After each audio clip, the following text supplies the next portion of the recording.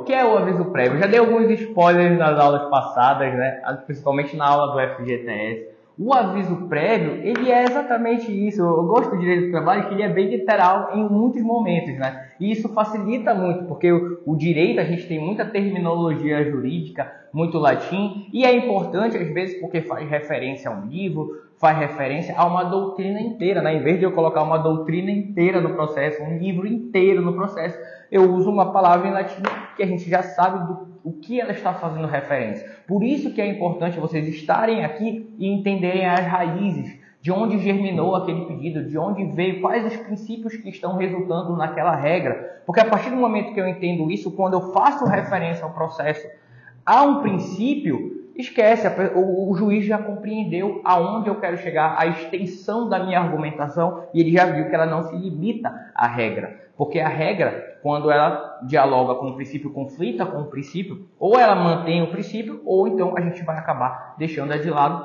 para aplicar a ponderação dos princípios para um caso atípico. Mas quando é um caso típico, a regra é suficiente, a gente também está privilegiando o princípio ao fundo, em plano de fundo, em princípio, né? Ficou bem literal mesmo. Então, o aviso prévio, o que ele é? Ele serve para segurança jurídica.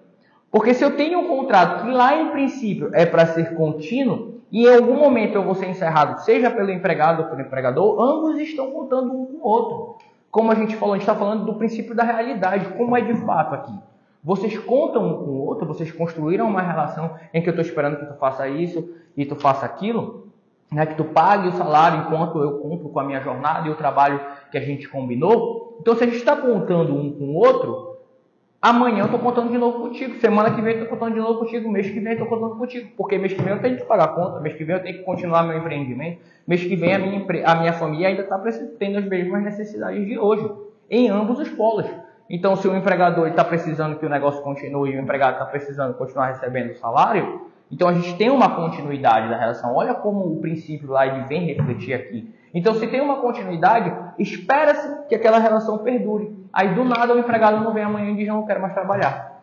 O empregador ficou com um problemão, porque ele vai ter que substituir esse cara que ele já preparou antes, agora, do nada. Ele não pôde preparar outra pessoa durante um certo período para manter as coisas de forma fluida, e isso pode trazer até um prejuízo para ele, mas não é esse o ponto que a gente está falando. A gente está falando da surpresa. Essa surpresa também vai acarretar no empregado. Olha os impactos que a surpresa pode acarretar no dia a dia comum. Amanhã está tudo diferente. Não pode. Então, se o empregado não vem, ele tem que avisar para o empregador, senão o aviso prévio, inclusive, vai ser descontado dele em detrimento disso. Para proteger uma indenização que a gente coloca, olha, tu vai ser subtraído. Para quê? Para que ele aprenda a não fazer isso, porque a pessoa está contando com ele, está resguardando o princípio em ambos os polos. Aqui não tem história de norma mais favorável para o empregado, não. Em relação, quando a gente está fazendo uma análise psicológica, a gente vê que ambos os polos estão em pé de igualdade sobre a segurança, sobre a expectativa de que o outro vir amanhã. Então, construiu-se um laço, de fato, que é uma relação de trabalho, que é uma relação de emprego, e o empregador quer reincidir o contrato. O empregado vai tomar um susto e vai se prejudicar, porque mês que vem ele está contando com esse salário, no outro mês ele está contando com esse salário. Então, o empregador tem que dar um aviso prévio de que aquele contrato vai ser encerrado. Então, essa é a intenção do aviso prévio. Esse é o motivo de existir do aviso prévio. E quando a gente vai fazer o pagamento do aviso prévio, também tem que ter referência à remuneração que a pessoa recebia naquele mês. Olha quanto ela recebe. Então, o aviso prévio, esse período em que ele está de aviso que vai ser reincidido o contrato, não pode ser um salário menor do que ele recebia, senão ele já começa a passar o perrengue desde aí. Já há uma surpresa sobre uma redução do salário, que é irredutível em princípio, em norma constitucional. Estão percebendo como as coisas, quando vocês entendem todas as etapas em que foi construído, vocês vão conseguindo ir até a fonte e voltar de forma mais tranquila? Eu estou fazendo esse exercício para que vocês tenham essa habilidade para eficiência e naturalidade. Fala assim, olha, tu está falando, por que não se encaixa o teu argumento? Porque ele não está adequado com como foi germinado esse direito. Então vocês vão fugir, olha lá, resgatando o caso dos exploradores de caverna, vocês vão fugir da argumentação livre, do sofismo, de argumentação que faz sentido, mas não se adequa à raiz, não se adequa ao sentido daquele pedido. E o aviso prévio visa proteger essa continuidade da relação, visa proteger de surpresas que podem prejudicar ambas as partes. Então é importante entregar o aviso prévio para proteger essa surpresa. Amanhã eu tô contando contigo. Amanhã eu tô contando contigo. É assim que funciona a relação. E amanhã não venham mais. Opa, é para dar um aviso prévio, né? Isso aí é uma coisa que a gente deve instituir, inclusive, em relações.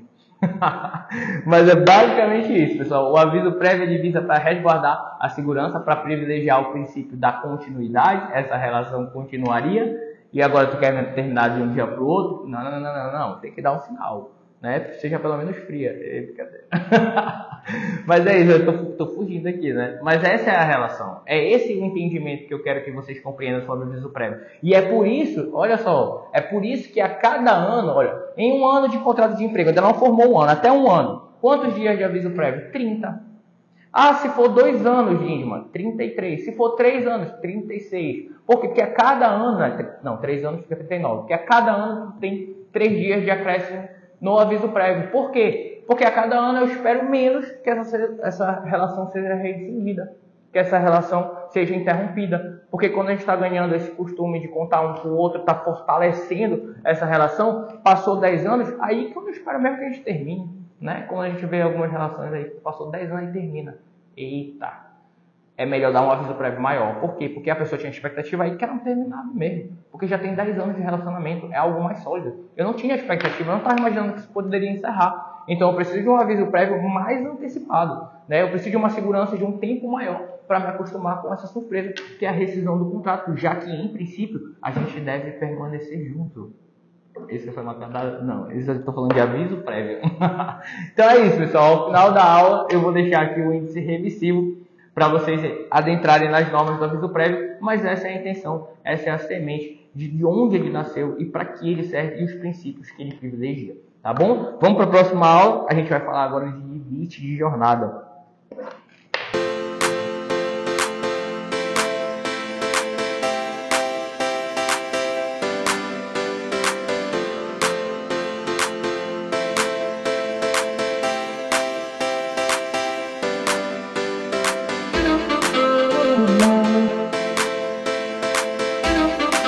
Good morning.